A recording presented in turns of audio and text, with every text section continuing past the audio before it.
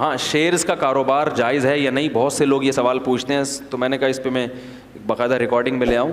Shares کا کاروبار چند شرطوں کے ساتھ جائز ہے. نمبر 1, جس کمپنی کا شیئر خرید رہے ہیں وہ کمپنی جائز کام کر رہی ہو. بات آ گئی سمجھ میں؟ شراب کی کمپنی کے شیئرز حرام ہیں, ٹھیک ہے نا, بینکوں کے شیئرز حرام ہیں, تو جائز کام ہو, جائز پروڈکٹ ہو.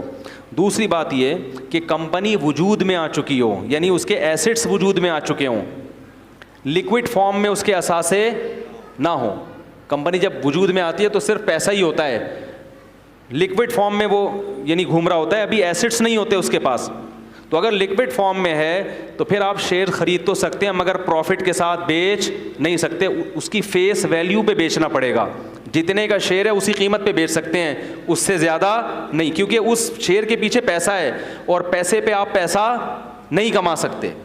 1 لاکھ کے شیئر ہیں تو 1 لاکھ ہی لے سکتے ہو اس پہ آپ, ایک بھی, کیونکہ اس کے پیچھے ایسٹس نہیں ہے نا, پیسہ ہے نا اس کے پیچھے. تو پیسے تو وہ تو ایک رسید ہو گئی شیئرز کے, اتنے پیسے آپ کے کمپنی میں آپ کے ہو گئے, تو اس پہ آپ پیسہ نہیں کما سکتے, اتنے ہی پہ ہی دے سکتے ہیں, اس سے زیادہ, اس سے کم پہ بھی نہیں, اس سے زیادہ پہ بھی نہیں. اس کو اصطلاح میں کہتے ہیں فیس ویلیو پہ بیچ سکتے ہیں.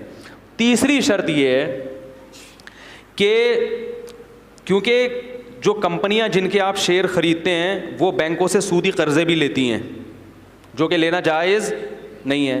تو آپ کو اگر کبھی موقع ملے تو آپ جو اینول میٹنگ ہوتی ہے کمپنی کی, اس میں آپ کے لیے آواز اٹھانا فرض ہے کہ یہ کمپنی جو سودی قرضہ لے رہی ہے میں اس پہ دل سے خوش, بولو بھائی, نہیں. یا بینک کو کمپنیاں پیسے دے کے سود بھی لیتی ہیں جو ان کی انکم کا, بولو بھائی, حصہ ہوتا ہے. زیادہ تر تو یہ ہوتا ہے کہ کمپنی جہاں کاروبار میں پیسہ گھماتی ہے نا, وہاں کمپنی بینکوں میں رکھ کے سود بھی لیتی ہیں, تو وہ بھی آپ کے پروفٹ میں شامل ہو جاتا ہے. تو کبھی کسی میٹنگ میں آواز اٹھانے کا موقع ملے تو یہ اٹھایا جائے کہ ہم بینک میں پیسہ رکھ کے سود لینے کو جائز نہیں سمجھتے, کیونکہ آپ بھی شیئر خریدتے اس کمپنی کے شریک ہو جاتے ہیں. بات آ رہی ہے سمجھ میں؟ تو اگر آپ کو یہ موقع ملتا ہے تو, یہ اگر نہیں ملتا تو پھر معاف ہے. اور دوسری بات یہ کیونکہ کمپنی کے پروفٹ میں وہ کچھ نہ کچھ پرسنٹ سود بھی شامل ہوتا ہے جو سب میں تحلیل ہو جاتا ہے, لہذا شیئرز کے بزنس سے جو ارننگ ہوگی اس میں آپ یہ دیکھیں گے کہ کیا واقعی آپ کی کمپنی کی اس ارننگ میں سود شامل ہے یا نہیں. اگر ہے تو اتنے پرسنٹ آپ کو اپنی ارننگ سے صدقہ, بولو بھائی, کرنا. مثلا کمپنی کا جتنا پروفٹ ہے وہ پروفٹ میں 2% سود بھی آ رہا ہے, تو آپ کے پروفٹ میں سے آپ کو 2%, بولو بھائی, پروفٹ میں سے, جیسے آپ نے 100 روپے کا شیئر خرید کے 100 روپے میں 200 میں بیچا تو پروفٹ کتنا ہوا 100, تو 100 میں سے 2 روپے آپ کو کیا کرنے پڑیں گے, بولو نا یار, صدقہ, تاکہ وہ حرام جو شامل ہے وہ اس سے پاک ہو جائے. اور آخری شرط یہ ہے کہ شیئرز جب تک قبضے میں نہ آ جائے آپ اس کو فروخت, بولو نا یار, نہیں کر سکتے.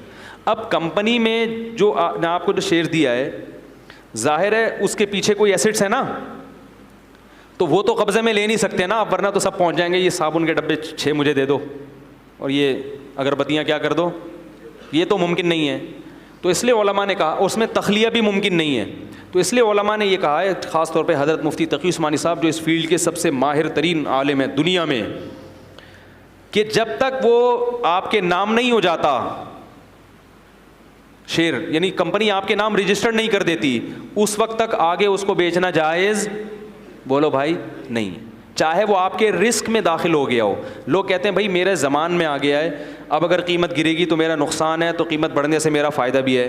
تو اتنا کافی نہیں ہے, کیونکہ وہ قبضے کے بغیر زمان کو شریعت معتبر نہیں مانتی. تو قبضے میں آنا وہ کیسے ہوگا کہ وہ آپ کے نام کیا ہو جائے, اور اس میں کم از کم 24 گھنٹے میری معلومات کے مطابق لگتے ہیں. ہو سکتا ہے یہ ٹائم چینج ہو جائے یا ہو چکا ہو, لیکن جب تک میں نے جو ٹوٹی پھوٹی تحقیق کی تھی اس کے مطابق کم از کم اس عمل میں 24 گھنٹے, بولو بھائی, لگتے ہیں. تو جب آپ کے نام رجسٹرڈ ہو گیا پھر آپ اس کو نفع پہ بھی بیچ سکتے ہیں اور نقصان پہ بھی بیچ سکتے ہیں. ورنہ جو کچھ ہو رہا ہے جو فارورڈ سیل اور فیوچر سیل کے نام پہ, وہ سب سٹا ہے, وہ سب کیا ہے, فیوچر سیل اور فارورڈ سیل مستقبل کی بیع ہو رہی ہوتی ہے. جو بروکر ایجنٹ ہے نا وہ ڈرامے کر رہے ہوتے ہیں, ہوتا کچھ بھی نہیں, کچھ بھی نہیں رہا, بس وہ فیوچر میں دیکھتے ہیں کہ اگر وہ قیمت بڑھ گئی تو تم اتنے پیسے دو, قیمت گر گئی تو اتنے پیسے مجھ سے لے لو. یہ جائز, بولو نا یار, نہیں ہے. رسول اللہ صلی اللہ علیہ وسلم کی صحیح حدیث ہے لا تبع ما لیس عندک، جو چیز تمہارے قبضے میں نہیں آئی ہے تم اس کو بیچ نہیں سکتے.